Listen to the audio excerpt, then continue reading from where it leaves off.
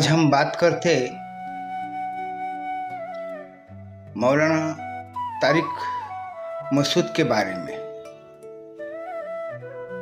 इस मौलाना ने मोहम्मद पैगंबर के बारे में कुछ थोड़ी सी बातों बातों में थोड़ी सी गलत बात उनके जबान से निकल गई तो सारे मुस्लिम कौम के लोग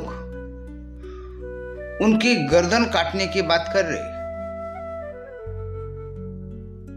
उनको जान से मारने की बात कर रहे, ताकि आइंदा ऐसी कोई हरकत फिर से ना कर सके। ये लोगों की सोच। अब ये लोगों को भीतर ये सोच डाला किसने? वही मौलाना ने तो ये लोगों के भीतर सोच डाला है। उसने कई बयान में कहा कि हम पैगंबर के खिलाफ कोई बात सुन नहीं सकते और हमको पुलिस चौकी में कानून का पास जाने की भी जरूरत नहीं। उसको तुम ताबड़तोड़ उसका गला काट डालो, उसको मार डालो। ये बात वो मौलाना ने खुद कई बार कहा और उसका असर लोगों पे हुआ और लोगों ने कई मौलाना को भी तकलीफ दी, कई लोगों को तकलीफ दी। इसी शख्स की बात सुनकर अब इन्हीं की जबान फिसल गई। अब इन्हीं के गर्दन काटने की बात आई तो मौलाना लोगों से माफी मांग रहा। अब जो दूसरे लोग जब माफी मांगते थे तब तुम कहते तो उसको माफी नहीं है, उसकी गला तन से जुदा कर दो। ये उसकी सोच थी। आज उसी की सोच, उसी पे मुसीबत आ गई। चला था दूसरों के घर जलाने के लिए, मगर उसको खुद का भी घर जलने लगा। आज ये शिक्षा तुमने लोगों को दी और वही लोग तुम्हारे ऊपर कर रहे। नफरत लोगों में फैलाने के काम तुमने की। किसी ने अगर मोहम्मद साहब के खिलाफ कुछ बात कर दी, जो इंसान मोहम्मद साहब के तारीफ में 40 साल की जिंदगी उसने लगा दिया, 40 साल वो बयान करता था, लोगों को समझाता था, मगर उसी इंसान से थोड़ी सी गलती हो गई तो आज लोग उसको जान के दुश्मन बन गए। अब उसको समझ में आ रहा कि किसी की भी जान के पीछे जब लोग पड़ते तो उसके क्या बीतती, उसके परिवार के ऊपर क्या बीतती। उसने जो 40 साल मेहनत किया पैगंबर के ऊपर बात करने के लिए, 40 साल से पैगंबर के ऊपर वो बात कर रहा, लोगों की अच्छी बातें समझा रहा, ऐसी उसकी सोच। और उसकी सोच आज नग्न हो गई। उसकी सोच के ऊपर से जो पर्दा उसके आंखों पे आ गया था, जो मैं कहता वही सच, मैं जो सुना था वही सच, वो सच का पर्दा आज फट गया। अभी हिंदुस्तान के भीतर भी कई साधु संत, जिसको हम साधु संत कह नहीं सकते, ऐसी नफरती लोग, भगवा कपड़ा पहनने से कोई साधु नहीं हो जाता, वो बहुरूपिया हो जाता। और वही बहुरूपी जब पैगंबर के खिलाफ बात करता तब भी उसके खिलाफ लोग रास्ते पे आ जाते। क्या क्या हो जाता एक पैगंबर के खिलाफ बात करने से। अब पैगंबर की जो जिंदगी गुजरी है, अब कई लोगों को ऐसा लगता पैगंबर का नाम लेना इतना लोगों को दुश्वार हो जाता, पैगंबर का नाम में इतनी खराबी है, पैगंबर का नाम इतना बुरा है कि उनका नाम लेते के साथ तुम्हारे में इतनी बुराई आ जाती। जबकि मोहम्मद साहब का नाम लेने से लोगों में सुकून आता, उनके नाम में सुकून है। मोहम्मद, इस नाम में सुकून है। जिसने सारी जिंदगी बड़ी मेहनत की और हक पे चले, सारी जिंदगी कई लोगों की तकलीफ बर्दाश्त की और लोगों को इस्लाम को बर्दाश्त करने का सबक सिखाए, इस्लाम को बर्दाश्त करने की शिक्षा दी कि आप बर्दाश्त करो। अब ये बात देखो आप, हम जो हदीस पढ़ते उसमें पैगंबर साहब की जो जिंदगानी, उनके ऊपर इतनी तकलीफ आई शुरू से, वो हर तकलीफ को सहते आए, हर तकलीफ को बर्दाश्त करते आए। जब उनको 40 साल की उम्र में उनको नबूवत मिली, यानी वो पैगंबर बने, उस समय भी लोगों ने उनके ऊपर उनको पत्थरे से मारे, लहू किए, उनके ऊपर कचरा फेंके, उनके ऊपर गंदगी फेंके, उनको नहीं वो गाली दिए, अपमान करने की कोशिश की, मगर वो कभी अपमान नहीं हुए। वो ना कभी अपमान नहीं हुआ, ना कभी उनको गुस्सा आया। अपमान इसलिए वो अपने आप को नहीं समझ पाए क्योंकि जो काम करने वो निकले, उनको पता था ये काम में दिक्कत आएगी, लोग समझेंगे नहीं। तो लोगों को उन्होंने पहली बात तो खुद सब्र किए, तकलीफ सब्र की, और सब्र करने के बाद में इस्लाम को सब्र करने का सिखाया कि तुम सब्र करो। सब्र में बहुत बड़ी ताकत है, सब्र में सच्चाई है, तुम सब्र करो। मगर आज मुसलमान सब्र नहीं कर पाते। जिस पैगंबर ने हमको सब्र सिखाया, उसी पैगंबर के खिलाफ अगर किसी ने बात किया, गलत बात कर दिया, तो उसकी जान लेने की बात करते। फिर वो आम इंसान हो या मौलाना हो या कोई भी हो, किसी की बात आप बर्दाश्त नहीं कर सकते। इतना आपके भीतर नफरत है कि मोहम्मद साहब के बारे में मोहब्बत है, ये समझना भी कठिन है।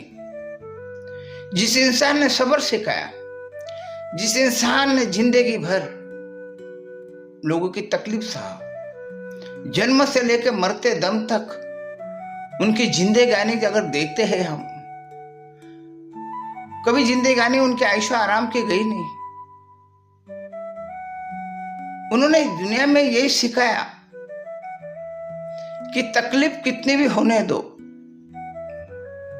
हालत तुम्हारे खिलाफ कितने भी होने दो, हालत को मत देखो, आप अपनी जिंदगी में सुकून से जीने का सोचो, शांति से जीने का सोचो, हालत को मत देखो। उनके हालात बहुत खराब होते हुई, कभी उनके हालात लोगों ने उन पे पत्थर बरसाए, कभी लोगों ने उनको नहीं वो नाम रखे, हालात से लड़े नहीं। ऐसे हालात को देखते वक्त नहीं बिताए, वक्त उन्होंने जिया, लोगों के लिए जिए, बचपन से सारी जिंदगी लोगों के लिए जिए। उनके जो हम वाकया पढ़ते तो उसकी पता चलता कि जिंदगी वो लोगों के लिए जिए, लोगों के एक रास्ता बताए। वो रास्ता यूं ही नहीं था, उस रास्तों पे कांटे बिखरे हुए थे, उस रास्तों पे गड्ढा था, उस रास्तों पे नहीं वो मुसीबत थी, उस रास्तों पे जहर बिछाया हुआ था, उस रास्ते के ऊपर अंगार बिछाया हुआ था। ये जहर का रास्ता, ये अंगार का रास्ता पे चल के लोगों को चलना सिखाया, लोगों को सब्र करना सिखाया। अब तब जाकर एक कौम बनी, एक मजहब बना इस्लाम। अमन का मजहब है, सुकून का मजहब है, मगर अमन नजर नहीं आता, सुकून नजर नहीं आता।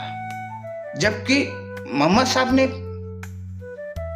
अमन की बात की। इस्लाम में जो है मुसलमान का मतलब क्या होता है, इस्लाम का मतलब क्या है, इस मतलब की तरह तो इंसान आज जी नहीं रहा। आज छोटी सी बात के लिए इंसान आग लगाने पे तुला हुआ है। किसी ने कुरान को जला दिया तो तुम अंगार लगा देते हो। इतनी तुम्हारे भीतर जो नफरत भरी हुई है, वो नफरत को मोहम्मद साहब ने सारी जिंदगी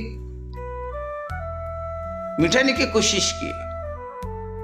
तुमको मोहब्बत से जीना सिखाया। उन पे कई इल्जाम लगते, उन्होंने कई शादी की। उन्होंने शादी इसीलिए की कि जब उनके ऊपर कोई प्यार से बरसता तो इनकार नहीं कर पाते थे। आज लोग उनको कुछ भी समझो, उस लोग उनकी जिंदगी के बारे में अगर हम जानते हैं कि किस तरह से वो मुसीबत को भी गला लगा के जिए, उनकी जिंदगी इस तरह से बीती है। आज ये बात कि न दूसरे कौम के लोग समझते न मुसलमान समझते। अब वो तारिक मसूद ने यही कहा कि पैगंबर अनाड़ी थे। अनाड़ी का मतलब क्या है कि वो स्कूल, उस जमाने में जो स्कूल हुआ करती थी वो पढ़े लिखे नहीं थे, यानी अक्षर उनको लिखना पढ़ने नहीं आता।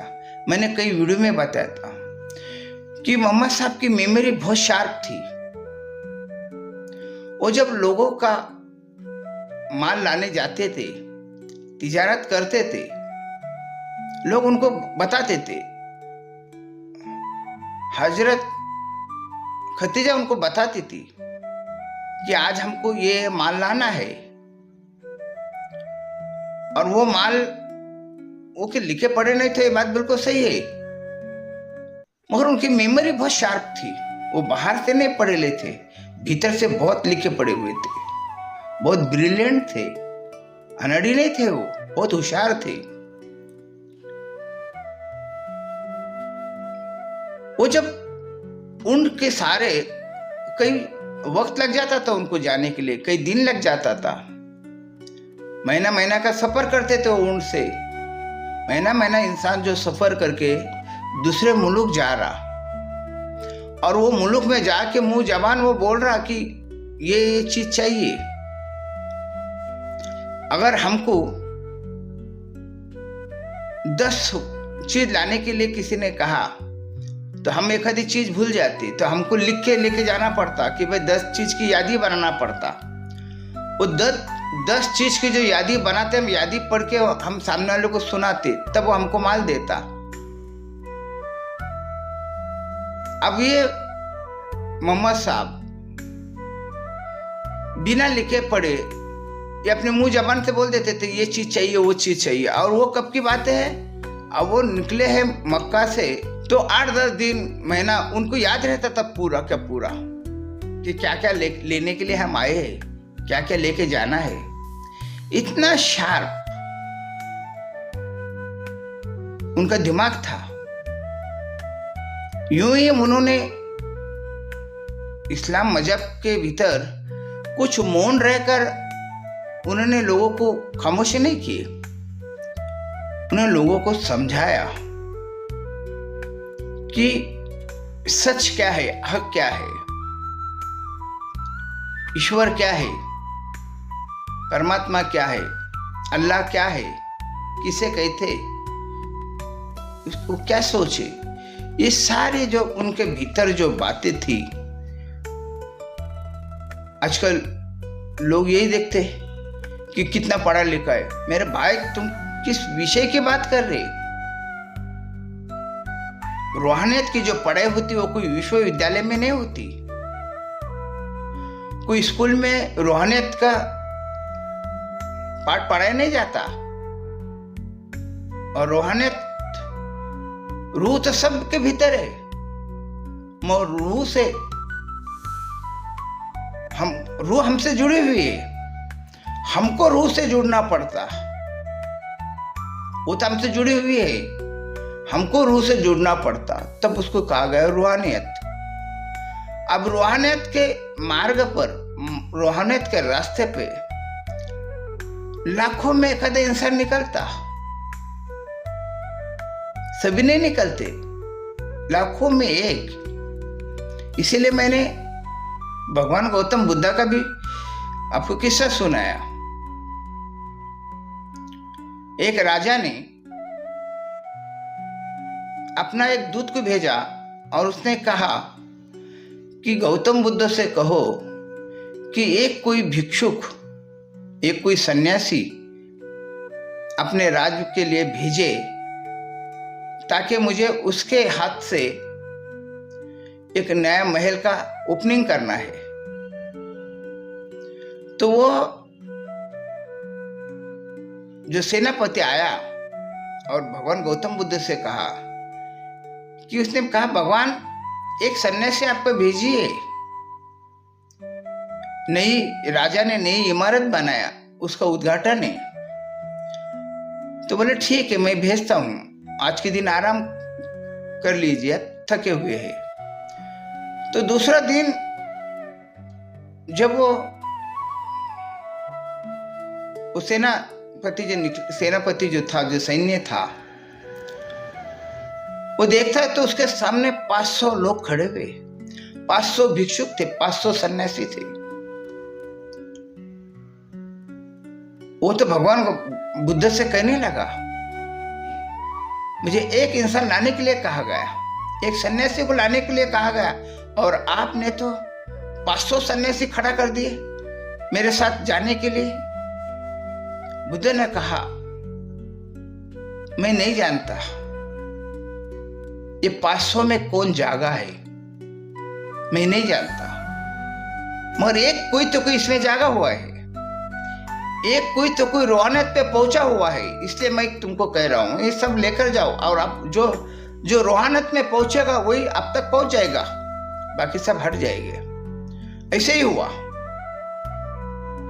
कई गांव के बाद जब राज दरबार में जब गया वो सेनापति जब गया, जो दूत गया, तो उस समय एक ही सन्यासी बच गया, बाकी तो 499 तो सन्यासी कहां से रुक गए, वहां तक नहीं पहुंच पाए, एक ही पहुंचा। यही बात है कि लाखों में एक सन्यासी रूहानियत तक पहुंचता, लाखों में एक ही इंसान रूहानियत से जुड़ता, बाकी सभी को रूह जुड़ी हुई है, पर रूहानियत से एक जुड़ता। अब पैगंबर भी रूहानियत से जुड़े हुए थे, वो स्कूल के पात्र नहीं थे, वो स्कूल के शिष्य नहीं थे, उनको किसी ने लिखाया पढ़ाया नहीं, और उनको जिंदगी में कभी आवश्यकता लगी ही नहीं।